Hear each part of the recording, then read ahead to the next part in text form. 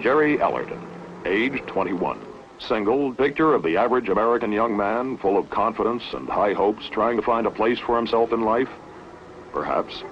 But with an interesting slant. This young man at 21 already knows more about one of the most incredible and rapidly expanding new sciences of the space age, underwater sound, than most of us will learn in a lifetime. Jerry Ellerton, Petty Officer, 2nd Class, U.S. Navy, sonar technician, submariner.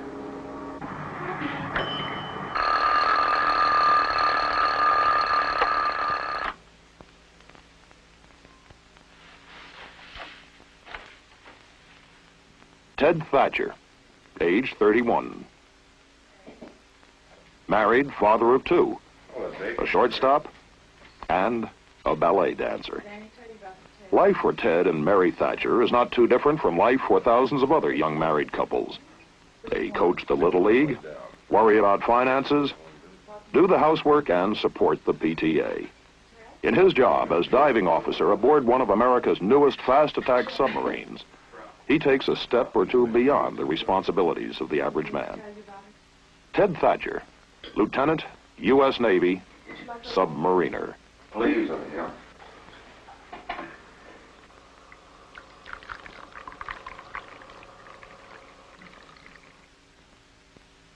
Steve Ferris, age 35, married with 3 children. Again, with interests and concerns like those of husbands and fathers everywhere. But unlike most men of 35, Steve Ferris, graduate of the United States Naval Academy, the U.S. Naval Submarine and Nuclear Power Schools, has a singular responsibility: the complete command of a $30 million fighting machine, a U.S. Navy submarine. Steve Ferris, Lieutenant Commander, U.S. Navy, submariner.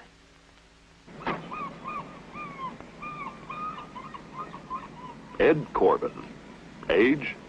Well, only his wife and the Bureau of Personnel know for sure. But he admits to 27 years in the Navy. And 6 kids, 1 already graduated from college.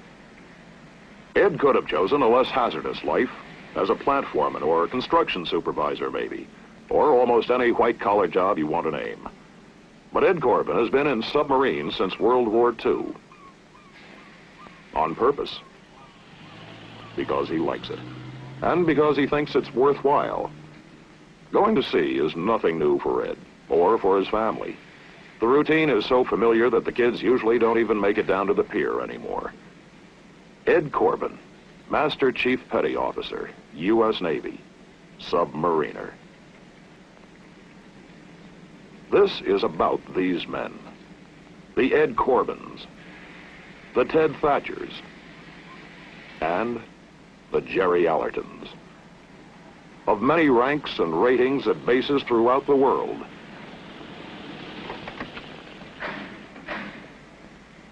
And it is about the Steve Ferrises and those who shoulder the burden of command. It is about the modern United States Navy submarine, an awesome weapon system, a superior fighting machine created out of the expanding knowledge of today's modern technology. But more important, it's about the men upon whom the machine depends, the men who run it, guide it, and make it do its job. For these men represent thousands more around the globe, from Pearl Harbor to Holy Lock, from New London to Sasebo, men who stand literally at the forefront of the free world's defensive strength, the officers and men of the United States Navy Submarine Force.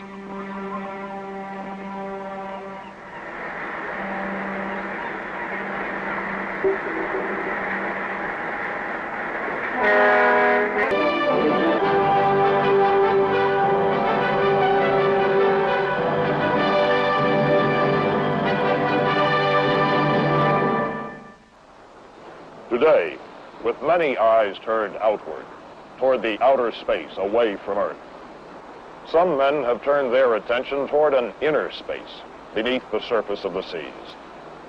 It is in that world of inner space where these men, the Submariners go to play a deadly serious 20th century game of cat and mouse.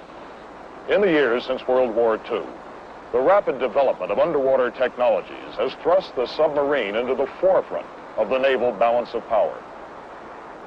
Submarines today are faster, better equipped, and have longer endurance than ever before. The ability of a would-be aggressor to cruise to within a few miles of America's shores makes the unfriendly submarine one of the greatest potential threats to our security. The result has been the establishment of ASW, anti-submarine warfare, as a primary Navy mission, and the development of the U.S. submarine as the primary anti-submarine weapon. You are aboard one of the newest attack submarines in the U.S. Navy. Its assignment, to disappear beneath the surface of the sea, to proceed silently and undetected to its assigned location, and to patrol on station, where it will detect and, if necessary, destroy any unfriendly intruder. This is the new look of ASW. Submarine versus submarine. The quiet, tedious exercise of skill and patience. The solemn game of hide and seek, played out in the silence and the darkness of inner space. Mr. Thatcher, make preparations for diving. Aye, sir. Prepare the bridge for diving. Bridge control. Ship has been ready for dive. Compensate check fine officer. Bridge aye. Bridge, this is Captain. I have the con. Bridge aye. Clear the bridge, clear the bridge. Mr. Krieger, sound the diving alarm. Aye, sir. Control con. Dive. Dive. Dive.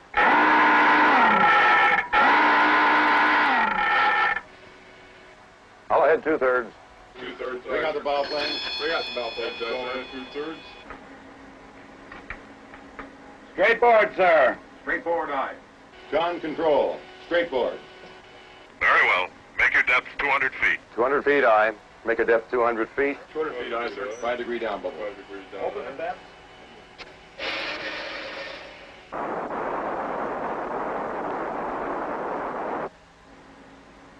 All compartments report condition normal on the dive, sir. Secure the phone. Secure the phones, aye. Secure the phones.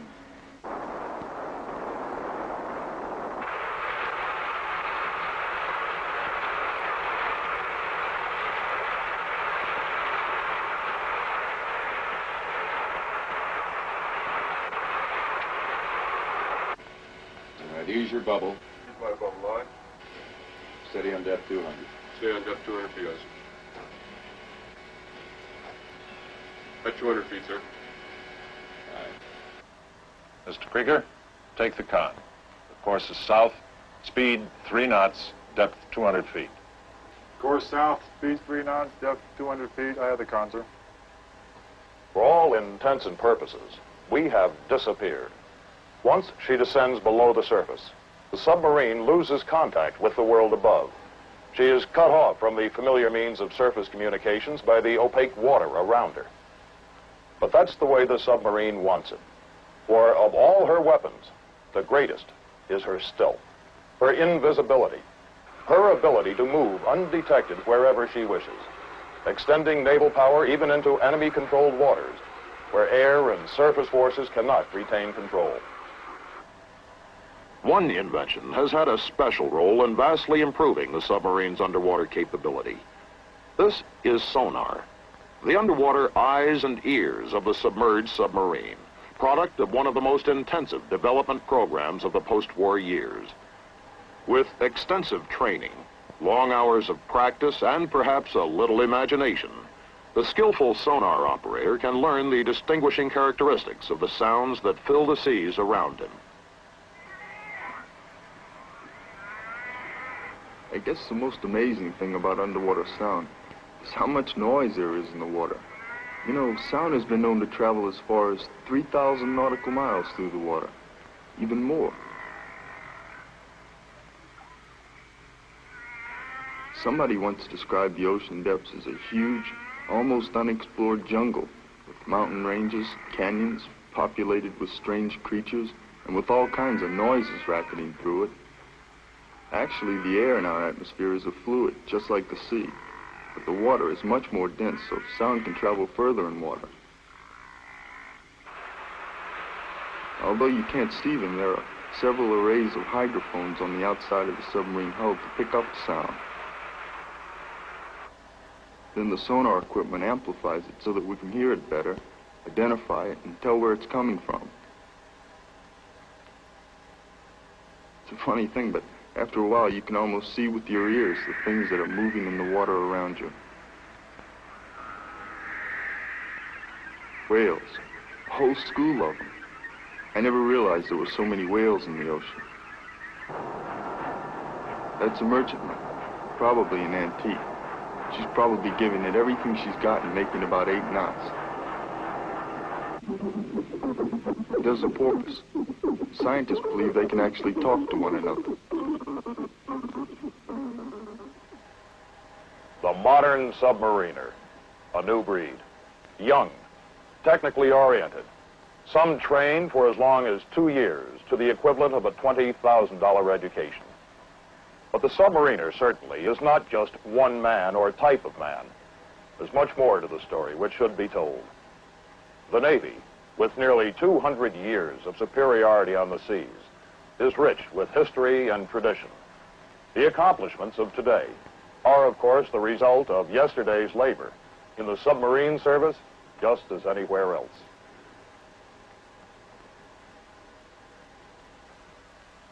I can remember when I was a little kid, seeing movies of the USS Holland, first submarine ever commissioned by the U.S. Navy. I remember my father said, you wouldn't be able to pay him enough to get him down in a thing like that. A man named John Holland built it and proved it really worked. They could even get a torpedo inside of it. From 1900 to 1914, 25 submersibles were accepted by the Navy. They carried only a handful of men and cruising ranges were limited. But most people didn't really consider the submarine a serious military threat until the First World War. German U-boats proved that the submarine was a deadly killer and revolutionized naval warfare. America went to work after that. The L boats, O, R, and the S boats. But the big advance came in the World War II fleet-type submarine. She was 320 feet long, faster and had greater endurance than any other sub in the world. My first 2 subs were fleet types in the Pacific, where the submarine force piled up a record number of kills against enemy shipping. Well, we thought then that the fleet type was the last word. And of course, that was, well, let's see, 24 years ago. None of us could have realized then how incredible the changes of the next 20 years would be.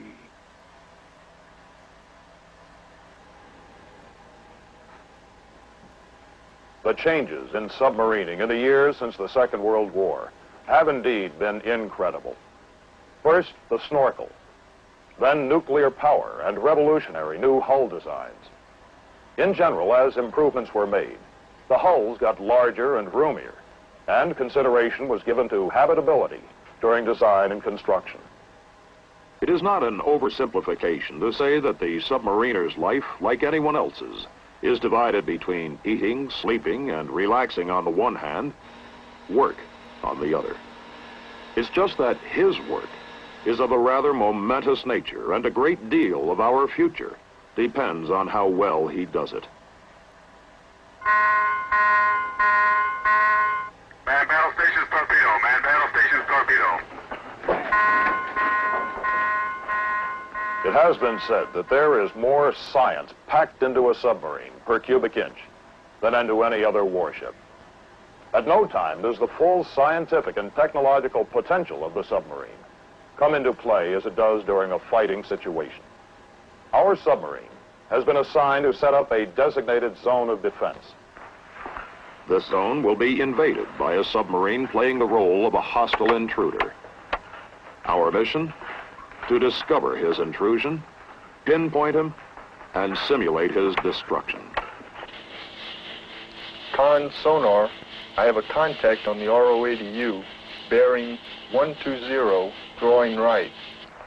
At the call to battle stations, every job is taken over by the man best qualified to do it. The submarine comes to its peak fighting condition. At the con, the ship's commanding officer and his assistant approach officer. The diving officer, responsible for the submerged operation of the ship. Nearby, the fire control party, the fire control coordinator, and 3 fire control system operators. Their responsibility to solve the mathematical problem of determining the relative positions of own ship and target, and put the torpedoes on the right track to hit the target. The plotting party, supervised by the plot coordinator. Information received from sonar is applied to different plotting techniques in a multiple attempt to get an accurate solution of the target's course, range, and speed. Below in the torpedo room, weapons system personnel man their stations and prepare to ready the designated weapons for firing. The indicators on the weapon monitor panel keep the operator and the torpedo tube captains informed of the status of the entire fire control system and what is taking place above in the attack center. Con, sonar, I now hold target bearing 125 in audible contact, evaluated as possible snorkeling submarine, designated Sierra 10. Very well, sonar. Send bearings every minute and report when you can hold them in ATF. Sonar I, contact Sierra 10, now bearing 127 and closing. Make ready Mark 370 torpedoes in tubes 1 through 4. Sir. Tubes forward, con. Make ready 4 Mark 370 torpedoes in tubes 1 through 4. Con attack. Mark 370 torpedoes are loaded in tubes 1 through 4. Con, sonar, contact Sierra 10, bearing 129. Evaluated as definite snorkeling submarine. I'm tracking in ATF. Very well, sonar. Get a turn count on the contact. Sonar I. Plot. We'll make an approach against contact Sierra 10 bearing 130. He is a snorkeling submarine. I intend to fire 2 Mark 370 torpedoes. The tactics of a submarine attack are divided into 3 phases: contact, approach, and attack. The first phase is now complete. Already we know quite a bit about our adversary. He is a diesel-electric powered boat, capable of running submerged on his batteries even more quietly than a nuclear sub. But his batteries eventually run down. He has been forced to come to surface to suck in air through his snorkel, to run his diesel motors and charge his batteries.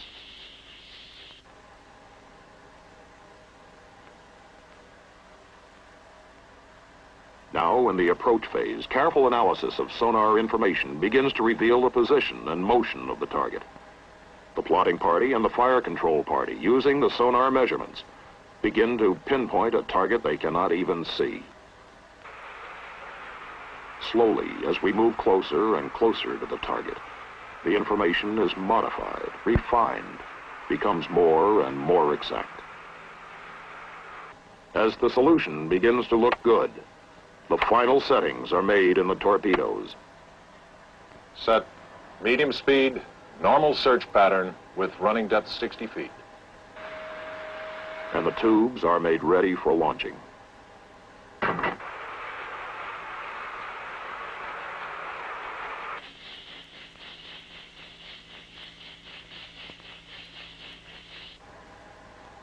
How does your solution look, Mr. Green? I think we have him, sir. We need 1 more bearing from sonar plot.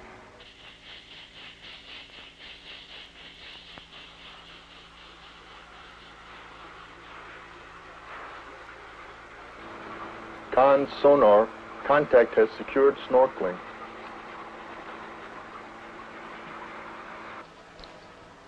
Contact has secure snorkeling. Plot eye.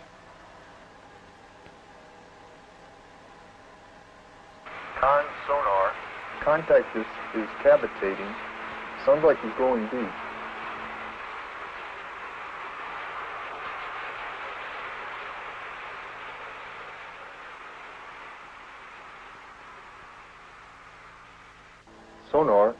Contact has faded.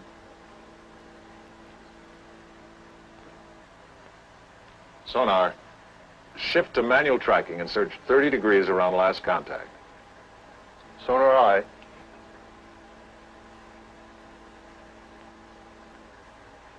Sonar, do you hold him? Sonar aye, wait. Con sonar, I hold no contact.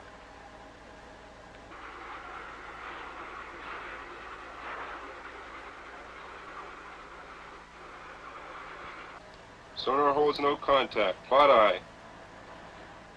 All stop. Rig ship for ultra quiet. Roger. All stop. Second condition, ultra quiet. All stop aye. All stop. All stop. Answers all stop. Mr. Krieger, take the con. I'm going below. Aye, sir. Aye, the con.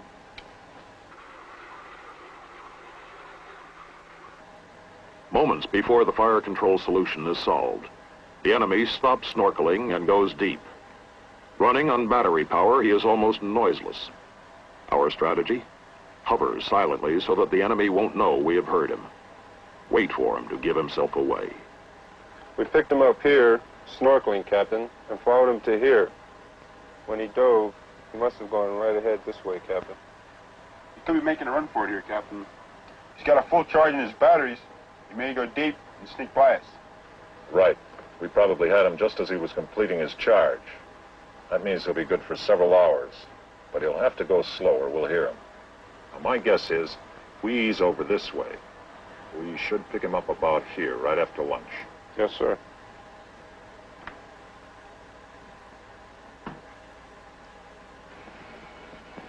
Mr. Thatcher, come right to 200 degrees and make your speed 3 knots. Aye, sir. And Mr. Thatcher, keep it quiet. Aye, sir. Right full rudder. Right full rudder. The rudder's right full. Maneuvering control. Increase turn slowly to 3 knots. Increase turn slowly to 3 knots. Maneuvering aye. Steady up on course 200. Steady course 200, hold on. And now, what is the hardest part of all for some? The waiting. The careful, stealthy moving silently toward where the target possibly may be. The patient biding of time, however long it may take. Submarines used to be weapons of opportunity. They'd cruise around until they happened to find an enemy ship and then wade right in. Today we bide our time. The modern submarine, with its long-range ability and endurance, has become a weapon that chooses its opportunity. We wait to strike until we're sure where our target is.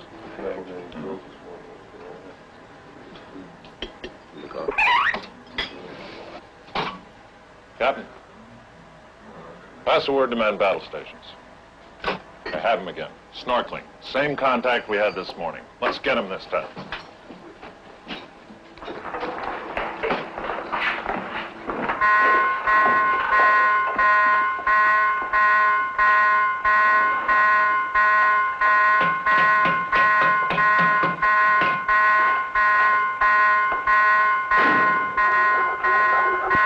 How's your solution, Mr. Green? Looks good, sir. All tubes ready in our respects. Match sonar bearings and shoot. Set. Shoot. Fire one.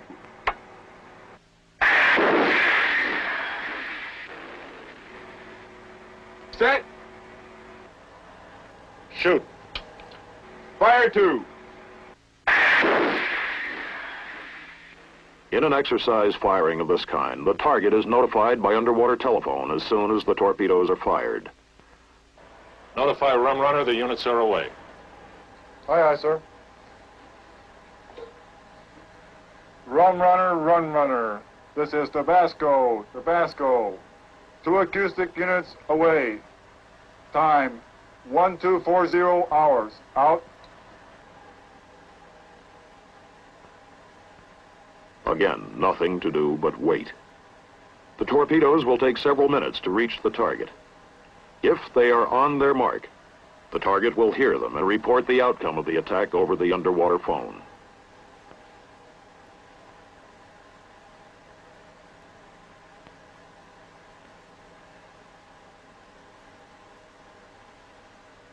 Tabasco, Tabasco, this is Rum Runner. Your units contacted on sonar shut down at 12:48. We now have them sighted in our wake. Evaluate your firing successful. Rum Runner out.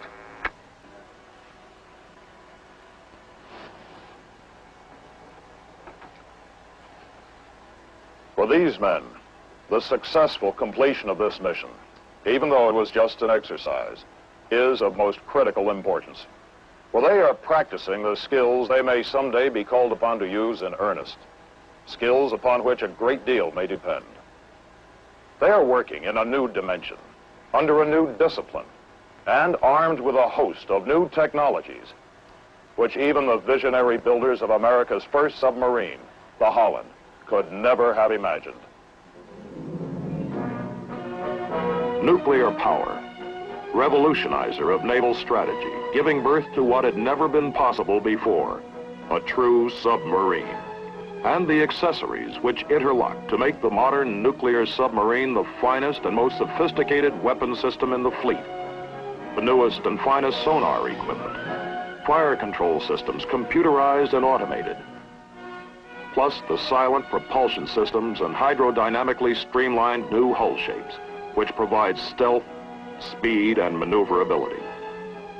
And yet, it is important to remember, in all the sweep of technological advance which has brought these mechanical achievements into existence, that none of it can function without the man. The basic element of military capabilities in a prominent naval officer is man, individual man, with his personal dignity and his pride. No matter what machines, what weapons evolve, they will be the product of man. Man will maintain them, and above all, man must control them. Today, a new breed of forward-thinking men maintain that control over one of the most powerful and sophisticated weapon systems, which stands in defense of the free world. They are the Submariners.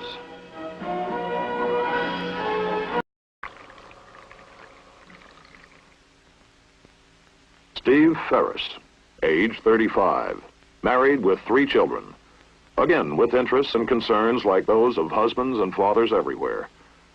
But unlike most men of 35, Steve Ferris, graduate of the United States Naval Academy, the U.S. Naval Submarine and Nuclear Power Schools, has a singular responsibility: the complete command of a $30 million fighting machine, a U.S. Navy submarine.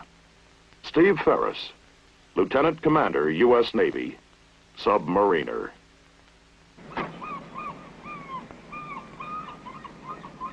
Ed Corbin, age? Well, only his wife and the Bureau of Personnel know for sure, but he admits to 27 years in the Navy. And 6 kids, 1 already graduated from college. And it is about the Steve Ferrises and those who shoulder the burden of command. It is about the modern United States Navy submarine, an awesome weapon system, a superior fighting machine created out of the expanding knowledge of today's modern technology. But more important, it's about the men upon whom the machine depends, the men who run it, guide it, and make it do its job. For these men represent thousands more around the globe, from Pearl Harbor to Holy Lock, from New London to Sasebo, men who stand literally at the forefront of the free world's defensive strength, the officers and men of the United States Navy Submarine Force.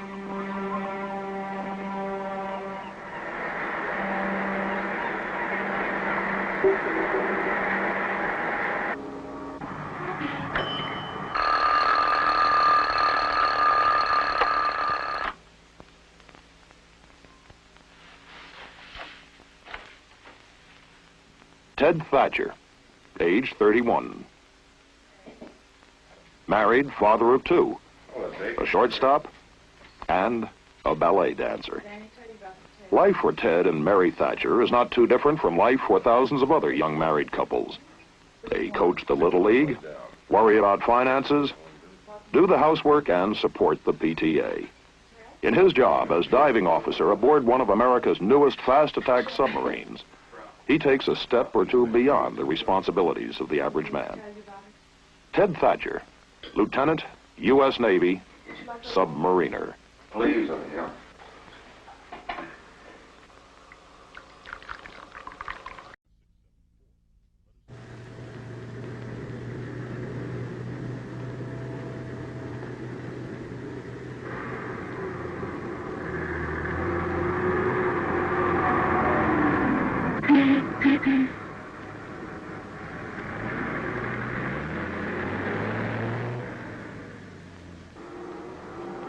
Jerry Ellerton, age 21. Single, picture of the average American young man, full of confidence and high hopes, trying to find a place for himself in life? Perhaps. But with an interesting slant. This young man at 21 already knows more about one of the most incredible and rapidly expanding new sciences of the space age, underwater sound, than most of us will learn in a lifetime. Jerry Ellerton, Petty Officer, 2nd Class, U.S. Navy, sonar technician, submariner. Ed could have chosen a less hazardous life as a plant foreman or a construction supervisor, maybe, or almost any white-collar job you want to name. But Ed Corbin has been in submarines since World War II. On purpose. Because he likes it. And because he thinks it's worthwhile. Going to sea is nothing new for Ed, or for his family. The routine is so familiar that the kids usually don't even make it down to the pier anymore. Ed Corbin, Master Chief Petty Officer, U.S. Navy, submariner. This is about these men.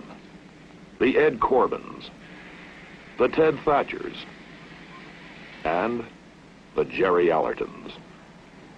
Of many ranks and ratings at bases throughout the world,